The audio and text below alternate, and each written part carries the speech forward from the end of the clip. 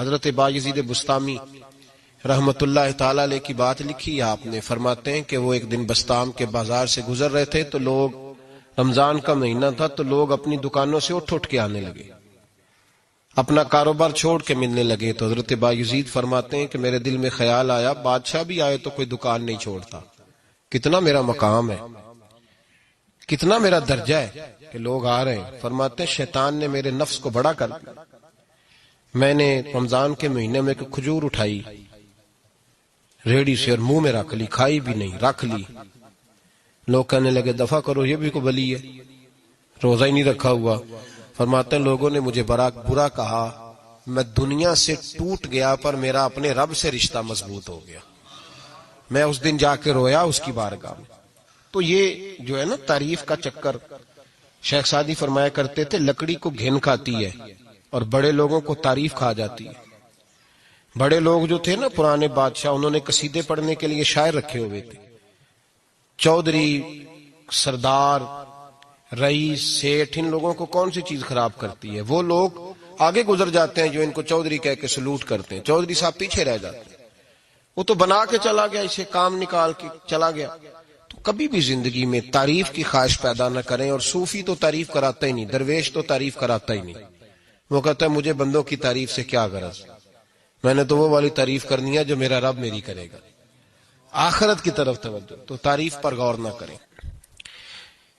تعریف کی خواہش نہ کریں، لیکن ایک بات ضرور دل میں پیدا کریں، یہ ضرور سوچیں کہ اچھے بندے اور مخلص لوگ، شریف لوگ آپ کے بارے میں رائے کیا رکھتے ہیں، یہ ذہن ضرور بنائیں۔ مخلص جو آپ سے مخلص ہے، مخلص لوگ، اچھے لوگ، شریف لوگ آپ کے بارے میں کیا رائے رکھتے ہیں، اس رائے کا خیال رکھنا بھی دین کا حصہ ہے۔ حضرت عمر فاروق رضی اللہ تعالیٰ عنہ فرماتے میں کھڑا تھا، یہ بخاری شریف میں حدیث ہے، فرماتے میں کھڑا تھا نبی پاک صلی اللہ علیہ وسلم کی بارگاہ میں تو ایک جنازہ گزرا۔ جنازہ جو اٹھانے والے تھے نا، وہ کہہ رہے تھے کہ یہ بڑا ہی اچھا انسان تھا، اس نے غریبوں کی خدمت کی، دین کی نوکری کی، لوگوں سے پیار کیا، ماں باپ، بہن بھائی، رشتہ دار، ہر ایک کے لیے اس کا رویہ اچھا تھا۔ فرماتے ہیں نبی پاک صلی اللہ علیہ وسلم نے جنازہ اٹھانے والوں کی بات سن کے فرمایا واجبت، اس پر واجب ہو گئی۔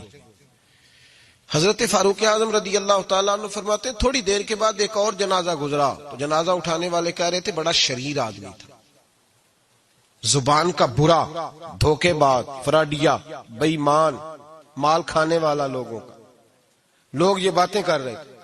تو نبی پاک صلی اللہ علیہ وسلم نے فرمایا واجبت، اس پر بھی واجب ہو گئی۔ حضرت عمر کہتے ہیں جنازے گزر گئے دونوں، میں نے عرض کی یا رسول اللہ صلی اللہ علیہ وسلم، جس کو لوگ اچھے جملوں سے یاد کر رہے تھے اس پر بھی واجب ہو گئی، اور جس کو لوگ برے جملوں سے یاد کر رہے تھے اس پر بھی واجب ہو گئی۔ تو محبوب نے وہاں لفظ ارشاد، یہ بخاری کے لفظ ہے، فرمایا انتم شہداء اللہ فی الارض، فرمایا عمر تم لوگ زمین پر میرے اللہ کے گواہ ہو، تم لوگ، چونکہ اشارہ حضرت عمر کی طرف ہے تو اس سے مراد نیک لوگ، اس سے مراد پرہیزگار لوگ، اچھے لوگ۔ انتم شہداء اللہ فی الارض، تم لوگ زمین پر اللہ کے گواہ ہو۔ فرمایا جس کو جنازہ اٹھانے والے لوگوں نے کہا کہ یہ بندہ اچھا تھا، تو میں نے کہا واجبت، اس پر جنت واجب ہو گئی۔ اور جس کو جنازہ اٹھانے والے لوگوں نے کہا شریر تھا، برا تھا، نالائق تھا، تکلیف دیتا تھا، چونکہ تم زمین پر اللہ کے گواہ ہو، تو میں نے کہا واجبت، اس پر جہنم واجب ہو گئی۔ اپنے مخلصین کے بارے میں ضرور یہ خیال کریں کہ ان کی آپ کے بارے میں رائے کیا ہے۔ رائے، اچھے لوگوں کی رائے، ہمیشہ مخلصین کی رائے۔ ایک درویش نے ایک عجیب بات لکھی ہے، ہمارے یہاں کہا جاتا ہے نا زبان خلق کو نکارہ خدا سمجھو، اس سے مراد ہر آدمی کی رائے نہیں ہوتی۔ بہت سارے لوگ تو حسد میں آ کے بھی باتیں کرتے ہیں، ان کی رائے یہاں مقصود نہیں، مخلصین کی، خیر والے لوگوں کی۔ اچھے کچھ لوگ تو ایسے ہوتے ہیں جن کی کسی کے بارے میں بھی رائے ٹھیک نہیں ہوتی، وہ جب بھی بات کرتے ہیں یا حسد کی بنیاد پہ کرتے ہیں یا بغض اور کینے کی، ان کی بات نہیں۔ لیکن باقی جو خیر والے لوگ، مثبت جو طبقہ ہے، جو اچھی سوچ کا حامل، وہ ہمیں پتا ہوتا ہے کون سا بندہ کس طرح کا۔ ایک درویش کہتے ہیں کہ ایک دفعہ طوفان آ گیا ہماری بستی میں، تیز طوفان. تو ایک آدمی بہت بڑے درخت کے نیچے کھڑا تھا, تو ایک شخص نے اس کو کہا بھائی طوفان بڑا سخت آنے والا ہے, پتہ نہیں کیا بنے گا, گھر چلا جا. اس نے کہا میرا اللہ مجھے بچا لے گا. ایک اور بندہ دور سے دوڑا آیا, اس نے کہا بھائی تو شاید خیال نہیں کر پا رہا, طوفان آنے والا ہے بڑا سخت, بڑا تیز طوفان آنے والا ہے. ہاں تیز طوفان آئے گا, گھر چلا جا, بچ جائے گا. اس نے کہا میرا اللہ بچائے گا. پھر ایک تیسرا شخص آیا جو اس سے پیار کرتا تھا, اس نے بھی یہی جملے کہے, کہا گھر لوٹ جا, طوفان تیز ہے, تو بچ جائے گا ورنہ پتہ نہیں کیا بنے گا. 3 لوگوں نے پیغام دیا, اس نے تیسرے کو بھی کہا میرا اللہ مجھے بچائے گا. اب وہ لوگ تو چلے گئے, اچانک طوفان تیز آیا, درخت کا ایک بہت بڑا حصہ ٹوٹا, موٹی لکڑی ٹوٹی اس کے سر پہ لگی, بندہ انتقال کر گیا. لوگ بحث کرنے لگے کہ اس کا تو یقین ہی بڑا کامل تھا, اس نے تو 3 دفعہ کہا تھا میرا اللہ مجھے بچائے گا, پھر مر کیسے گیا؟ تو وہ درویش اٹھے, وہ کہنے لگے وہ جو 3 پیغام اسے ملے تھے نا گھر چلے جا, وہ رب کی طرف سے ملے تھے. وہ جو 3 مخلصین نے اسے آ کے کہا تھا نا کہ بچ جا اس گلی سے, تو وہ بھی آوازیں قدرتی تھی, وہ بھی اسے اللہ. دیکھے نا رب کریم کوئی زمین پر اتر کر سامنے کھڑے ہو کر تو کلام نہیں نہ کرتا, وہ کسی نہ کسی رنگ میں, کسی نہ کسی انداز میں اپنے بندوں کو کسی نہ کسی وسیلے سے پیغام دیتا ہے نا. تو وہ 3 پیغام جو آئے تھے تو اسے اس نے کیوں نہیں نکارا ہے خدا سمجھا, وہ گھر کیوں نہیں گیا؟ جب تیرا مخلص تجھے روز پیغام دیتا ہے کہ تو بچ جا اس گلی سے, تو اگر نہیں نہ بچتا تو پھر تو آواز قدرت پر لبیک نہیں کہہ رہا. اگر تیرا بڑا پیارا تجھے روز سمجھاتا ہے نا کہ یہ گلی چھوڑ دے, یہ تیرے والی نہیں, اور تو پھر بھی اسی گلی سے گزرتا ہے, تو پھر تو کچھ ایسی باتوں کو کچل رہا ہے جو تیرا بڑا نقصان کرے. بھائی مخلصین جب بات کریں تو ان کی بات کا خیال رکھ, غور کیا کر. تیرے مخلص تیرے بارے میں حضرت عبداللہ ابن عمر, حضرت عمر کے بیٹے تھے. حضرت حفصہ نبی پاک صلی اللہ علیہ وسلم کی زوجہ ہے, حضرت عمر کی بیٹی ہیں. ایک دن حضرت عبداللہ ابن عمر کہنے لگے حفصہ نبی پاک صلی اللہ علیہ وسلم سے پوچھنا ان کی میرے بارے میں کیا رائے ہے. اچھے لوگوں کا خیال کر. دیکھیں نا حضرت ابو بکر نے ایک دن حضرت بلال سے کہا تھا حضور سے پوچھ کے بتانا, اور یار تم کبھی خیال ہی نہیں کرتا اس بات کا. فرمایا پوچھ کے بتانا ابو بکر کے بارے میں ان کی رائے کیا ہے, پوچھ کے بتانا, پتہ تو چلے. ان سے بات کرنا. ہم نے کبھی سوچا ہے ہماری اماں ہمارے بارے میں کیا سوچتی ہے؟ کتنے بد نصیب ہیں وہ بیٹا جس کے ماں باپ اس سے بات کرتے ہوئے ڈرتے ہیں کہ پتہ نہیں کہاں سے بولے گا. کبھی ہم نے سوچا ہے کہ ہمارے اساتذہ اور مشائخ کا ہمارے بارے میں رویہ کس طرح کا ہے؟ ہر استاد کو کھڑا کر کے کبھی کہا نہیں جا سکتا کہ جا میرا بیٹا میرے لیے فلاں چیز لے کے آ. کچھ کا پتہ ہوتا ہے.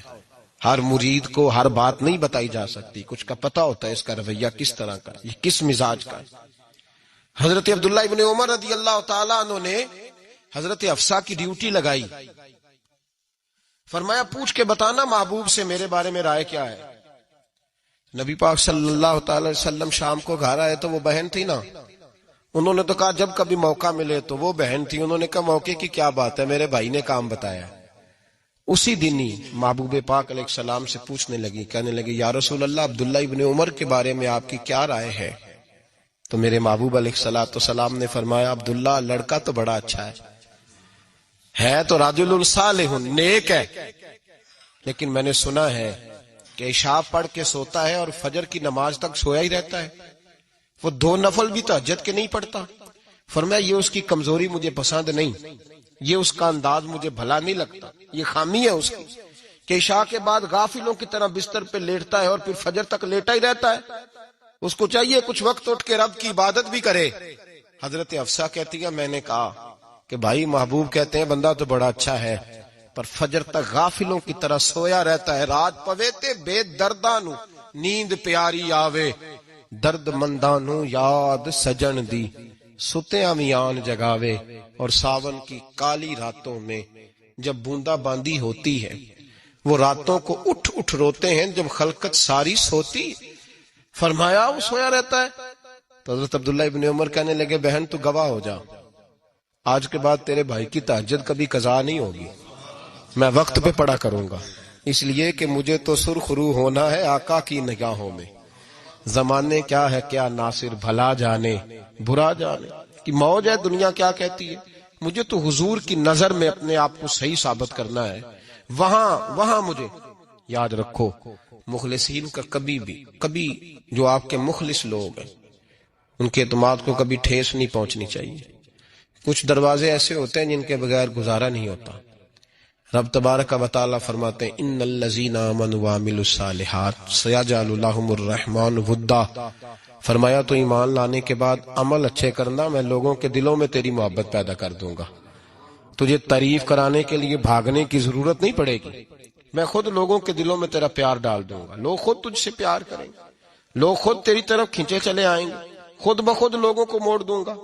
تو یاد رکھیں مخلصین آپ کے بارے میں کیا کہتے ہیں، اچھے لوگوں کا رویہ آپ کے بارے میں کیا ہے، لوگ آپ کے بارے میں کس طرح کے جملے کہتے ہیں، خیر والے لوگ، وہ چیزیں ہمارے لیے سرمایہ آخرت ہے۔ حضرت عبداللہ ابن سلام رضی اللہ تعالیٰ عنہ کے ایک بیٹے کی ملاقات حضرت عمر کے بیٹے سے ہو گئی۔ حضرت عبداللہ ابن سلام رضی اللہ تعالیٰ عنہ کے صاحبزادے کہنے لگے عبداللہ بن عبداللہ، وہ کہنے لگے حضرت عمر کے بیٹے سے کہ تو جہنم کے تالے کا بیٹا ہے، تو کفل جہنم کا بیٹا ہے۔ تو حضرت سیدنا عبداللہ ابن عمر جو تھے وہ ناراض ہو گئے کہ میرے باپ کو جہنم کا تالا کہا۔